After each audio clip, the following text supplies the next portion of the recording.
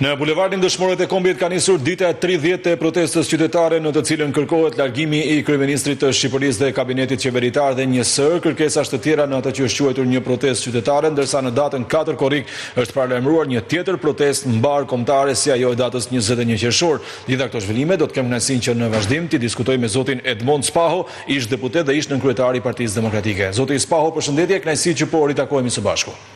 Përshëndetje, faleminderit për ftesën. Fillimisht një koment të parë, gjithësi keni parë ju gjatë këtyre 30 ditëve atë që ka ndodhur në bulevardin Dëshmorët e Kombit, duke nisur që nga mënyra se si është organizuar protesta qytetare dhe më pas edhe reagimet që kanë ardhur nga kryeministri apo edhe nga anëtarë të tjerë të kabinetit qeveritar që akuzojnë për agjentura të huaja, për armiq të Shqipërisë, për armiq të turizmit e tjerë. Po, që nga fillimi i kësaj proteste, me ato që kam parë, kam qenë i bindur që është gjëja e fundit që duhet Shqipërisë. Dhe nuk e ka burimin nga brenda vendit, por nga njerëz jo dashamirë të Shqipërisë, struktura jo dashamirëse, më saktë, të cilët duke shfrytzuar disa zhvillime brenda Shqipërisë, befas si me sust, ndezën këtë protestë që po vazhdon prej 30 ditësh. Sebebi ishte zvërneci,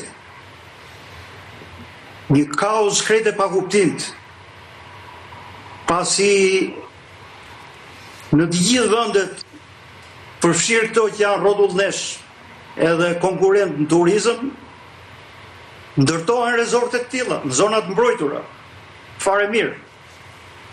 Kurse ne dalim kundër një investimi aq shumë të madh për përmasat, për dimensionet e Shqipërisë.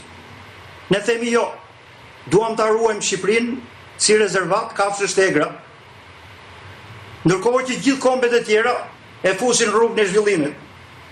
E keni dëgjuar, besoj atë, Vjosa është lumi i vetëm i egër në Evropë që ka ngelur.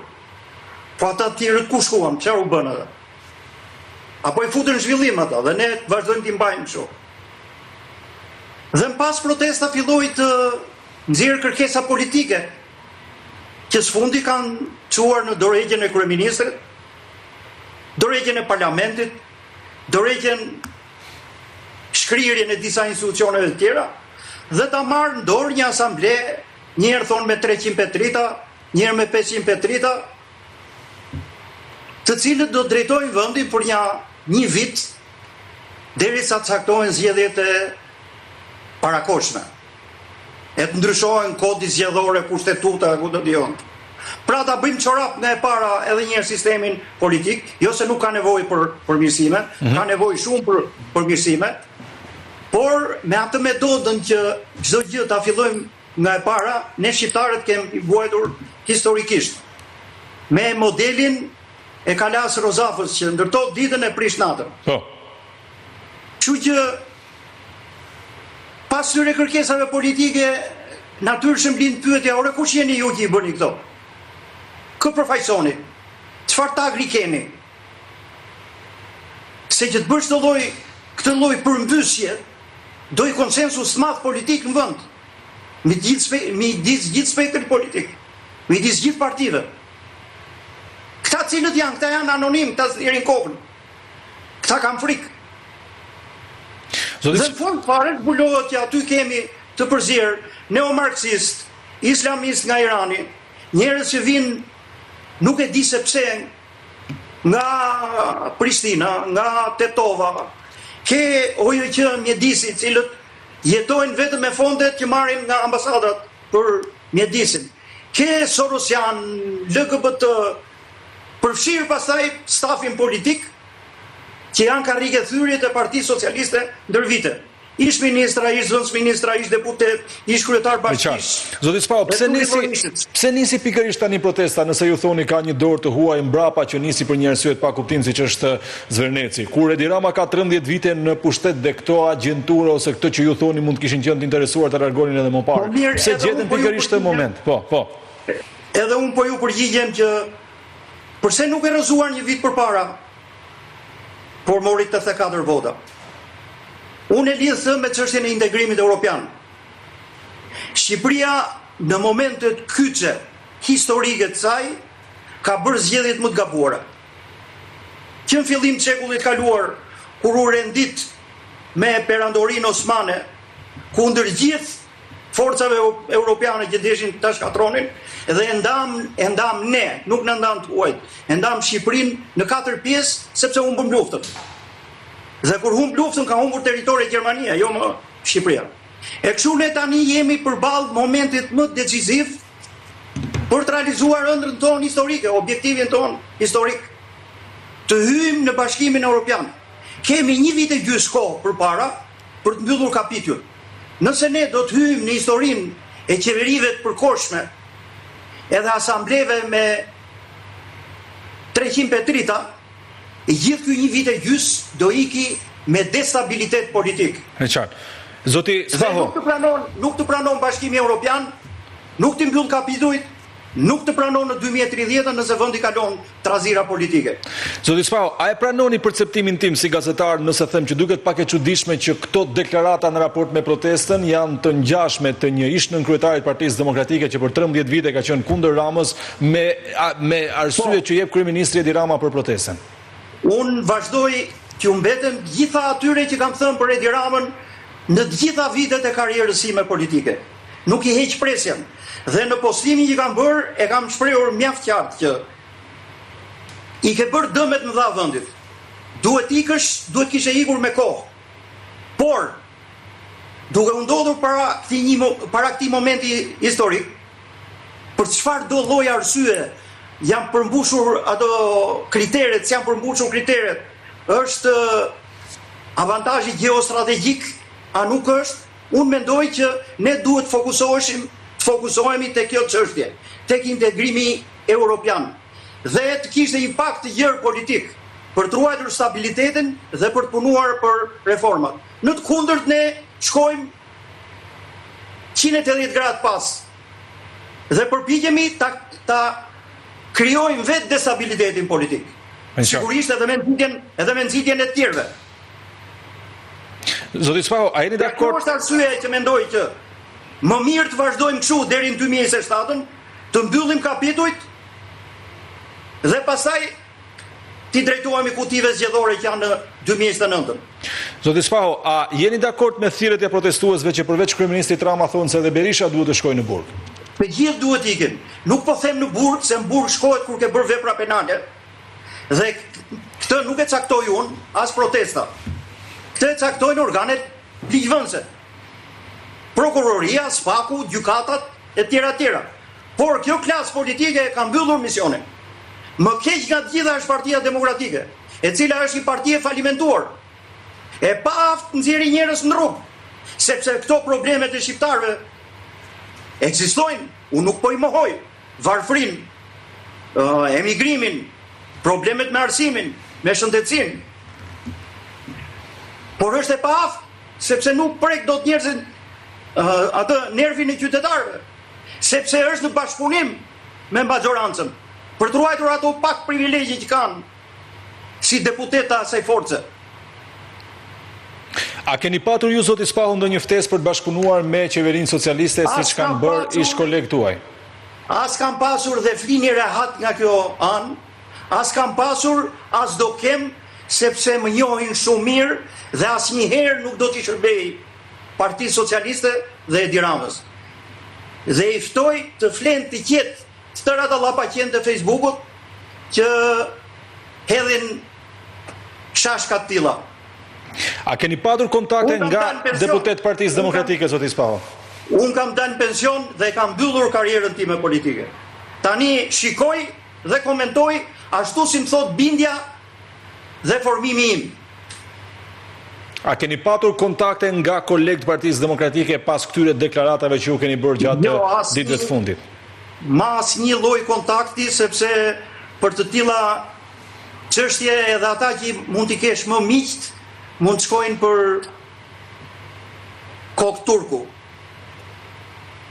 A lidhet gjithë ky reagimi juaj në raport me Partinë Demokratike për faktin se ju nuk e morët një mandat deputeti në listat e sigurta në zgjedhjet e vitit 2025, zoti Spaho? Jo as pak nuk lidhet me atë fakt që të jemi sinqert me ju, si shumë e shumë tjerë kolegë atje, kam punuar sa më ka rënë Bretku 4 vite deri themelimit, dhe po aq sa ata të cilët ishin në lista mbyllura më takonte edhe mua. Por gjykuan me ato prapaskenat që janë të zakonshme në Partinë Demokratike, duke shkelur gjitha parimet dhe kriteret që kishim rënë dakord, dhe nuk më lanë që të vazhdonja karrierën, por jeta është e gjatë, ka mundësi tjera. Pse s'pranuat në listë të hapur, zoti Spaho, se politika është edhe përballje me qytetarët? Unë pranova në listë të hapur, meqense ju po i hapni këto, po mua s'më interesojnë fare tani. Jo, si teme se ka kohë që s'kemi folur së bashku, po. Por drejtues Partisë Demokratike erdhën dhe më sabotuan fuqatën Korç. Dhe për këtë ka dokumenta, ka fakte. I din ata. Po duan le t'i bëjnë publike. Ju gëzoi fakti që Sali Berisha nuk është më non grata në Shtetet e Bashkuara të Amerikës? Atë është apo është non grata, nuk e di. Pse? Po se nuk ka pasur ndonjë sqarim të qartë që vërtet është hequr statusi në non gratës. Ka interpretime që i është dhënë e drejta për të lëvizur. Cila do që të jetë, unë gjithmonë jam shprehur që ndoshta me pa drejt ai ka marrë këtë status. Dhe gjithmonë e kam vështetur heqjen e statusit të non gratës për zotin Berisha. Nëse vërtet e kanë hequr, do t'isha i kënaqur. Pse thoni që kjo Parti Demokratike sot nuk frymëzon zoti Spaho, pra ta shtjellojmë pak më tepër duke marrë parasysh se është parti opozitare dhe sigurisht ka interes për të kuptuar se si është gjendja aty. Po i pat para një muaji protestat e PD-s, sa të varfrat mekura, pa shpresë ishin, sa u detyruan edhe i ndërpren. Dhe shkojnë tani tek kjo protest me një qëndrim të dy fisht, njëre dënuan dhe pastaj ju bashkuan, sepse panë që mund të përfitojnë në një copë, po kështu do i bindesh njerëzit. Dhe mos harroj që nuk janë vetëm ata në protest. Votojnë ja 2 milion shqiptarë, dhe duhet t'jesh parimor, me program, me njerëz të rinj, që t'i bindesh dhe të t'japin votën. Në qartë. Ndërkohë, duhet flas pak edhe për të rikthyer edhe një herë tek protesta, pavarësisht rrymave që ju thoni se janë pjesë e saj. Fakti që për shembull në protestën e datës 21 qershor, që ishte protestë mbar kombëtare, u cilësua me një pjesëmarrje të gjerë dhe me një masivitet. Është domethënë se për ju çfarë do të thënë mbar kombëtare? Në kuptimin që përveç po, që kanë ardhur nga Kosova, nga Maqedonia, kanë ardhur emigrantë, pra një prania që marrë njerëzve në shesh. Është gabimi më i madh që bëjnë, pasi Shqipëria nuk është siç përplasen atje me Serbinë apo me regjimin e Miloševićit. Nëse i kanë këto ndjenja, duhet shkojnë në Preshev, Bujanovc, Medvej, ata të Maqedonisë le të përplasen me qeverinë maqedonse që po ju jep gjuhën shqipe. Dhe jo të merren me problemet e brendshme të Shqipërisë. Nuk është as e moralshme as etike. Po një numër aq i madh protestuesish, pavarësisht se kush qëndron pas protestës, pavarësisht se pse nisi pikërisht tani, pra një mbështetje për protestën zoti Spaho, është tregues që në fakt qeveria duhet të thras pak mendje se këtu ka diçka për cilën duhet diskutuar dhe duhet marrë seriozisht në gjeta çfarë po ndodh? Nuk e kam mohuar asnjëherë dhe gjithmonë e kam theksuar që ka shumë për të korrigjuar. Pafundësisht ka kjo qeveri për të korrigjuar dhe duhet korrigjojë. Por jo me këto kushte dhe presione që vinë nga protesta. Këto që ngre protesta nuk janë hallet e vërteta të qytetarëve. Ata po spekulojnë me këtë, për të rregjur sa më shumë pjesëmarrje. Hallet e vërteta të atyre që drejtojnë, flas për ata që drejtojnë, sepse atje në protest ka me qindra dhe mijëra njerëz ndershëm, që vinë me besimin që do ta ndryshojnë gjendjen në Shqipëri. Sepse kështu ju thonë, do të ndryshojmë gjithë sistemin politik, do rrëzojmë gjithë klasën politike, do fillojmë një Shqipëri të re. Dhe njerëzit besojnë. Por qëllimi atyre është krejt ndryshe. Dhe larg qoftë nëse ja arrin që ta realizojnë atë qëllim që kanë, do të shikoni kur të kthehemi si në vitin e mbrapsht Ismail Kadares. Në qartë. Shumë faleminderit për këto minuta, zoti Spaho, ishte kënaqësi që folëm së bashku. Faleminderit juve.